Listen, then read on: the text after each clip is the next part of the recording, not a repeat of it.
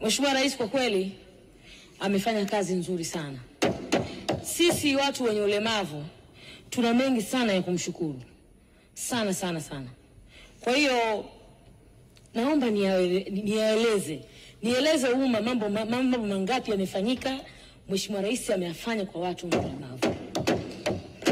Mheshimiwa Mwenyekiti, tukija kwenye upande wa vyuo, leo hii watu wenye ulemavu wengi wanapata elimu.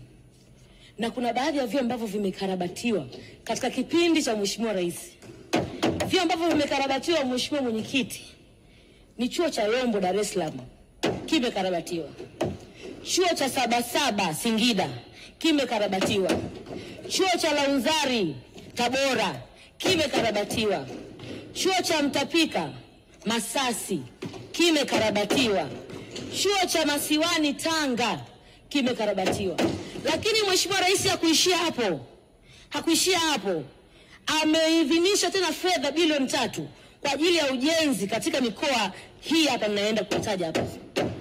Mkoa wa Kigoma, chuo cha watu wenye ulemavu. Mkoa wa Songea, chuo cha watu wenye ulemavu. Mkoa wa Mwanza pamoja na Ruvuma, chuo cha watu wenye ulemavu. Tumpe nini Mheshimiwa Rais? Yaani hatuna cha kumlipa. Lakini Mheshimiwa Mwenyekiti, tukija kwenye upande wa mafuta ya watu wenye ualbino, Mungu wangu, mbariki huyu mama. Mheshimiwa Mwenyekiti, mwaka 2022-2023, Mheshimiwa Rais ameidhinisha milioni 60 kwa ajili ya maandalizi ya kutengeneza mafuta ya watu wenye ualbino. Mwaka 2023 na 2024, Mheshimiwa Rais ameidhinisha tena milioni 60 nyingine. Jumla katika miaka hii ya bajeti ya fedha milioni 120 imeidhinishwa. Lakini kizuri zaidi mwaka 2024 na 2025 yametoka maelekezo katika kila halmashauri waweke bajeti ya kununua mafuta ya watu wenye ualbino. Maana yake ni nini? Maana yake mafuta haya yanaenda kutolewa bure. Si unanielewa, mnanisikia? Mafuta kinga yanaenda kutolewa bure. Kwa nini tusimshukuru Mheshimiwa Rais? Kwa nini nisimshukuru? Lakini tukiachana na hayo, kwenye upande wa ajira, Mheshimiwa Rais ameweza kuajiri katika sekta mbalimbali watu wenye ulemavu. Ameweza kuajiri katika sekta ya afya, sekta ya elimu, sekta ya usawa wa jamii pamoja na lishe. Idadi ya watu 1218. Mheshimiwa Rais, tunakushukuru sana. Lakini Mheshimiwa Rais huyo ametupa imani, ametujengea imani watu wenye ulemavu. Leo hii tuna naibu waziri ambao ni mtu wenye ulemavu. Tuna wakili mkuu wa serikali mtu mwenye ualbino. Kuna makatibu wakuu. Sasa tumpe nini Mheshimiwa Rais? Lakini pamoja na hayo nipongeze wasaidizi wake. Mheshimiwa Mwenyekiti na wapongeze wasaidizi wake. Mheshimiwa Waziri Mkuu, nakupongeza sana. Umefanya kazi nzuri sana.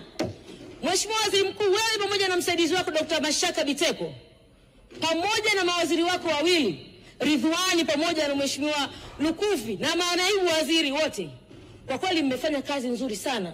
Lakini nikushukuru pia Mheshimiwa Waziri Mkuu, ulitoa amri katika halmashauri zako zote waweke ofisi za watu wenye ulemavu.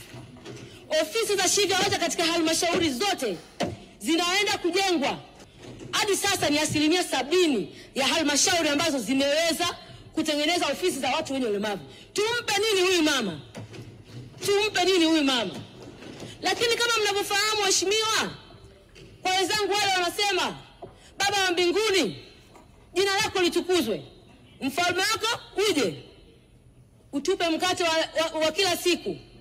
Na sisi Waislamu tunasema alhamdulillah rabbil alamin, arrahmanir rahim, mwingi wa rehema na mwenye kurehemu, mfalme wa siku ya malipo. Lakini tukasema utuongoze katika njia iliyonyooka. Maana yake ni nini? Maana yake ni kwamba tunasifia alafu tunaomba. Lakini pamoja na hayo Mheshimiwa, mmeweza kutengeneza mkakati mzuri wa kuhakikisha watu wenye ulemavu wanapata mafunzo katika vyuo. Hivi vyuo wakimaliza wanaenda tena kupewa mikopo ya 2% tumpe nini Mheshimiwa Rais? Basi naomba sasa, kama mikopo itatolewa, basi mwanze hata kwa kutoa vifaa.